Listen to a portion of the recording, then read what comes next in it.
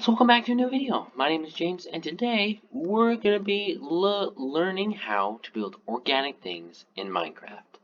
So, Minecraft is a very blocky game, honestly, but there are certain blocks that aren't blocky. I mean, look at this ender crystal type thing. It's blocks moving in between each other. So basically, it's a really sketchy circle, because if you don't know, circles actually have infinite corners. Just look it up on Google. Just say, does a circle have infinite corners? And it will tell you that. Next thing is this cake. Now, okay, yes, it's square, but it's a rectangle. See, it's halfway. It's actually less than half a block. But if you eat it like this, then it becomes another triangle. So basically, I have another example down there that you can make this a loaf of bread. But yeah, there are so many different blocks in Minecraft that aren't blocks at all. This is a mini block. There are so many just different blocks in the game that aren't square. This is a cauldron that is a block, but you can walk in it. You can use it as a sign. um, Even a slab isn't a block unless you double it. A trapdoor isn't a block. All of these things, even a boat wouldn't be a block. Even an armor stand isn't a block. Even all the armor that is blocky, it's not a full block. And you got lily pads. I mean, these are not even square. They're almost circular. So there are lots of different blocks to make organically. So this is actually, I found Green made this in his season 8 base. He made this as like a walkway to walk through, like a little what's it called, a leaf archway. It's out of drip leaf, string, and a moss carpet. And there's so many other examples. Like here's a bush, here's a bush, here's a bush with some vines on it. Here's a bush monster. I use the drip leaf and the moss carpet as this can be the eyes, as this can be the eyebrows. Drip, and you got drip leaves, drip stone for teeth, and then you got the little spa blossom on the bottom as a little I don't know, chin or something. So there are hundreds of different types of bushes. I mean, you got this bush that has water in the cauldron. You got this bush that has a whole bunch of stuff in the bottom. Um, Basically, you got a dead bush on top of here. Like this is actually supposed to be like a kind of like what this would be, like a pottery thing, and the bush just grew out of it. Same with this. You put a bush literally on top of a bush. I mean, you put a bush on top of some leaf blocks, and it makes a bigger bush. I used the glow lichen, or whatever it's called, for this, I don't know, bushy tree, I guess. I kind of made these look like Christmas lights.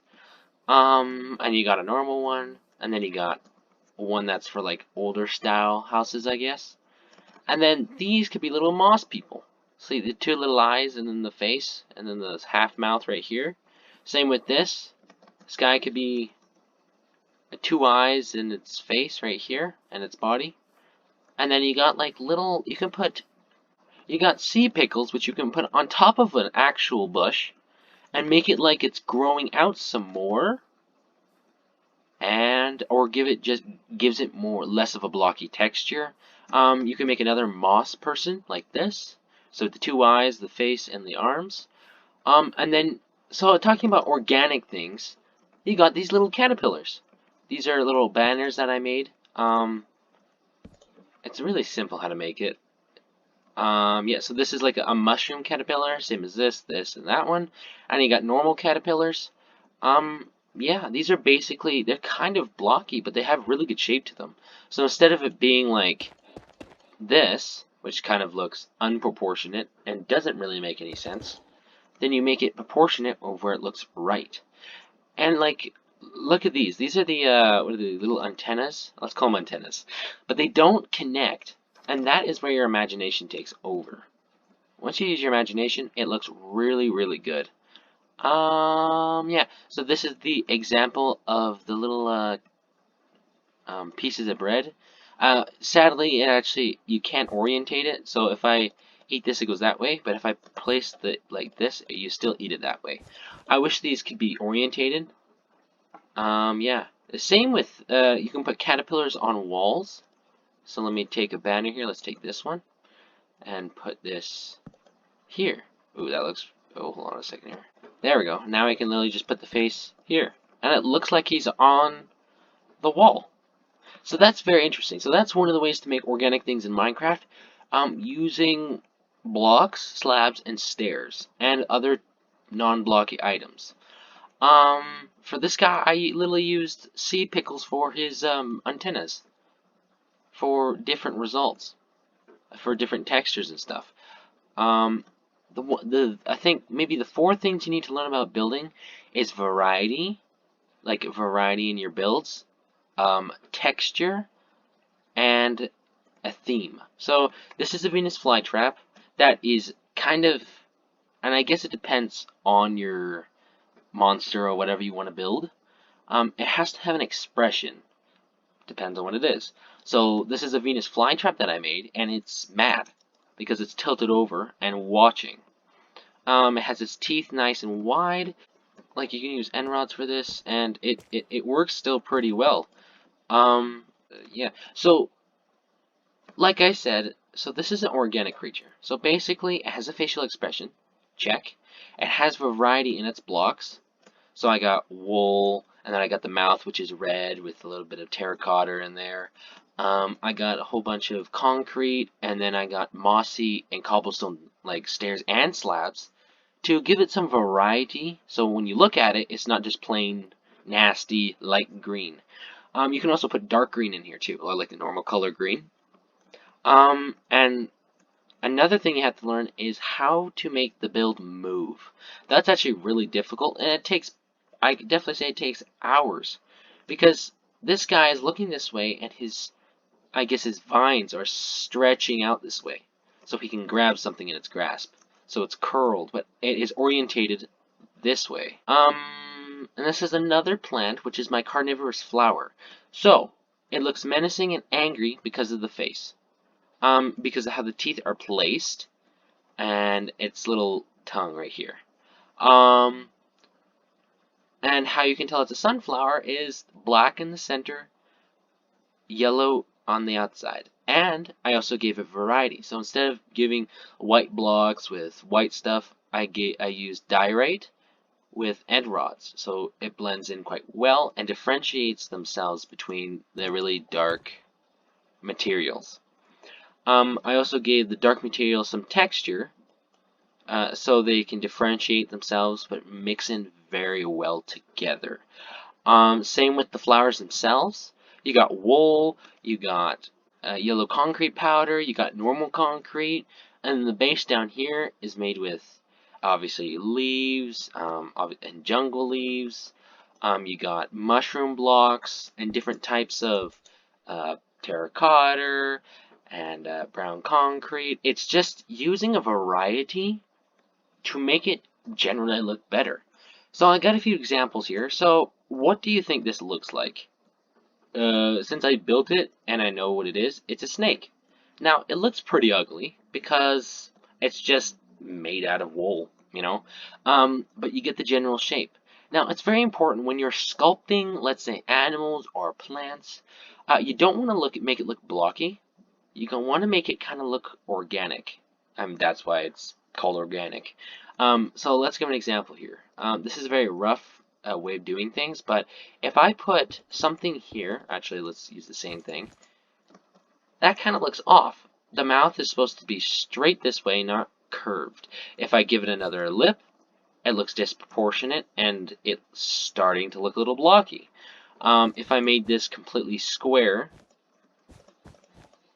like this, it looks like a platypus. Or a very, looks like the snake off of Robin Hood. Same with the body. The body is very difficult because if you're not careful, you can do this. And then that looks kind of misproportionate. It actually looks okay, but like this. That looks really misproportionate, and it doesn't look organic.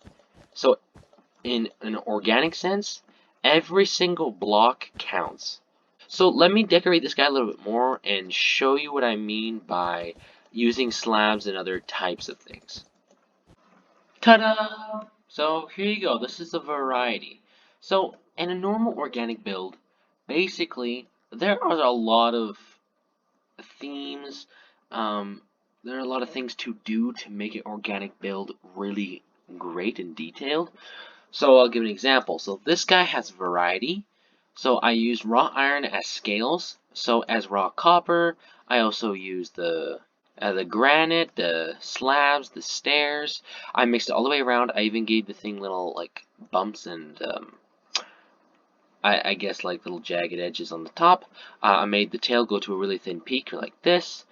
It's going to be very pixelated. I use little flower pots as the eyes to make it look generally scary. I used iron bars and end rods because if you put a normal iron bar like this, it looks kind of okay, but it looks, I guess, blocky or too much together. You can also use candles like so for like little teeth. Um, the thing with like faces, it depends on what kind of facial expression that you want on, let's say, your snake. So right now the snake kind of looks a little menacing when you look at it from different angles, but I'll give you an example. You want a snake with big eyes, you put big eyes on it. Now he looks cute. Then you could put grindstones, and they also look like eyes. They look kind of weird. He kind of looks really goofy. Same with candles. And that looks kind of funny, actually. He looks like, hey guys, my name is Alfred. And then he got eyes made out of buttons. Hi guys. See, it changes the way you would imagine the snake how to talk, how to walk, how to slither, anything. Usually what I do in a build is, it's actually kind of funny. It's my own unique way of doing things. Is I actually make sounds for them. So this guy's like, roar, I'm going to find you. This guy is like, roar. He has a higher pitched voice because he has a smaller mouth. This guy, it depends on his eyes. So right now, he'd be like, hi guys, my name is Alfred, man. Yeah. So I like to make sound effects to kind of shape in its personality and the way it's going to look. Yeah. So that's how you do like really organic stuff. Now moving on to sculptures like hands. Hands are very interesting. So this is a statue, but it still goes into for me, it goes into the organic category because it is a hand. And generally in Minecraft, hands are not very easy to make. Reason why is you have to get every block perfect. Otherwise, you get misproportionate hands. That looks kind of blocky. You don't want that. And then you don't want monotonous like placing like this. Ching, ching, ching, ching, ching. Because it'll look really terrible. And you have to depend on the fingers. So this is thinner than this one because this is the pinky. This is the ring finger, middle finger, pointer finger, and thumb. The thumb is a little fatter than every single one of these guys. These two are about the same, but this one's longer. And that's another thing too, when you look at a hand, smaller, bigger, bigger, smaller, and smaller again. It just really depends on your placement. And like I said before, it really depends on your block placement. Because if I do this, imagine there's stone there, that kind of looks kind of empty.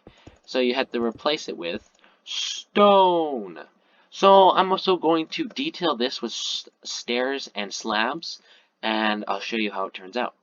So this is what I mean by variety. It really depends on personal preference. You might like it chunkier and more blocky. You might like it with lots of detail like this. You might like a happy medium. I use trapdoors here as nails.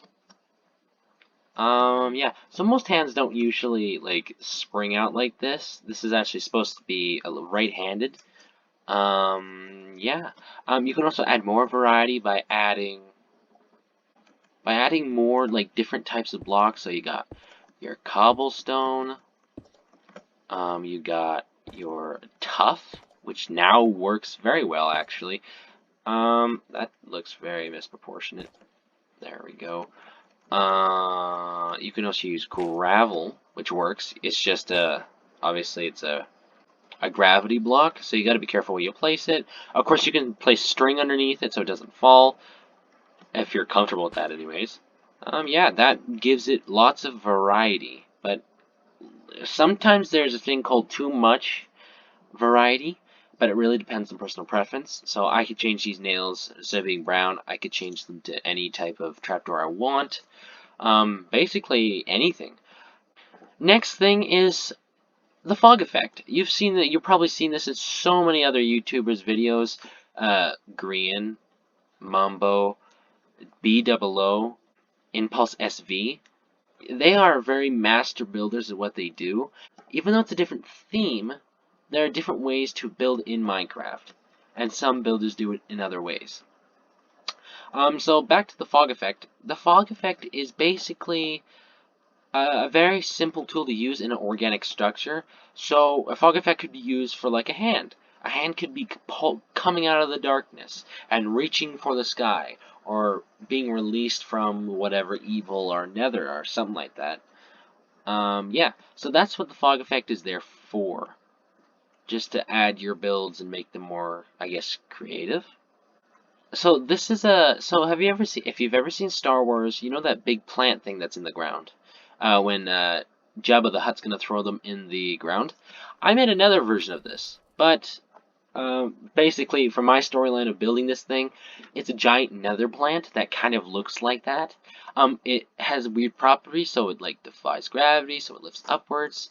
So these kind of builds, you need to use your imagination a lot, and you need to kind of, what I do is I figure out a storyline sometimes, and I put it into the monster. So this is the storyline, and this is what the monster is going to look like in the storyline. So I gave it lots of different colors, and I gave it really good textures. I made it hang down. All the things get charred and burnt, and yeah. So maybe there's maybe something, maybe the thing got chained up a long time ago and it got released. I don't know. Another storyline is this is a futuristic build that I built a long time ago, that the beast needs to be surrounded in heat because it came up from the ground, and if it doesn't have heat, it'll wake up and destroy the neighborhood. So I put a little hole in the top here, so you can drop like netherite on the bottom. The cool thing you can do with end rods is you can put iron bars at the end, so it looks like a burnt out light bulb, or it got charred, or something like that. So down here, you got anvils and fire behind it, so it warms up the creature. You got little fans over here and magma blocks behind it to blow in the heat. You can cover it up with glass like I did here. So this is like my storyline that I originally had for this. So far, what I can remember is basically the Nether monster popped up. The futuristic civilization built this thing, which keeps the thing at bay and keeps it nice and warm, so it can stay pretty much alive and it can still sleep. If this thing wasn't here, it'd wake up and, like I said before, destroy the neighborhood. So yeah, that's basically what you do when you're dealing with organic structures. You find a storyline. That sounds funny, but you make noises. You give it texture and a little bit of life by giving it different eyes and facial expressions, and you figure out what expression you want it to make, so then you know pretty much how to make it. The other thing I want to talk about is this thing. I am in the process of making my new Minecraft survival video, and this guy, he will be in it soon, or maybe in the near future. But basically, this is a fish constructed up of three different types of animals. I think it's called an anglerfish with the little bobber here, and then you got a sturgeon along here, and then you got little feet on the bottom, which is another different type of anglerfish. I wanted it to be undead because it's a monster from the Nether. If you want to know the general storyline of my survival world and why this is here, go check out the video. So basically, I got stalactite teeth, and as you can tell, this thing has a lot of variety. So in the eyes, it has different colors, and this is the eyeball right here, and I covered this up with a coral fan. Yeah, so it could block the other corner here. Whoops. And all this nether wart stuff here is actually like part of the tail of the sturgeon. So when you build an organic whatever in Minecraft, one of the most important things to do is to look at a picture. So let's say if you want to build a sunflower, you look up a picture of a sunflower. Um, if you want a picture of maybe 3 different types of fish, like I did, look up 3 different pictures of 3 types of fish. And watch other Minecraft creators because those guys will inspire you like crazy to build something that nobody else has built before. And I guess that is the point of Minecraft in general. Look at this guy. You got a snow golem. There's nothing like that anywhere else. But yet again, it's in Minecraft. So it's important to do all these things, like I've shared with you, so you can, I guess, hone in on your Minecraft skills, so they become better and better and better and better. So I hope you learned something from this video. If you want me to make a second organic tutorial video, I probably will do that. If you want me to make any type of tutorial video, leave it down in the comments, and I might do that. And it's important when you play Minecraft is to have a very good imagination. Obviously you can still play Minecraft without an imagination, but if you have a good imagination, it'll help you in the long run. It's kind of like playing with Lego blocks or playing with other types of games. You use your imagination and create a story while you're playing it, or it's created a story for you. So yeah, thank you for watching this video, and I hope you enjoyed it. I might make a building tutorial series. We'll see. And yeah, thank you for watching this video, and goodbye.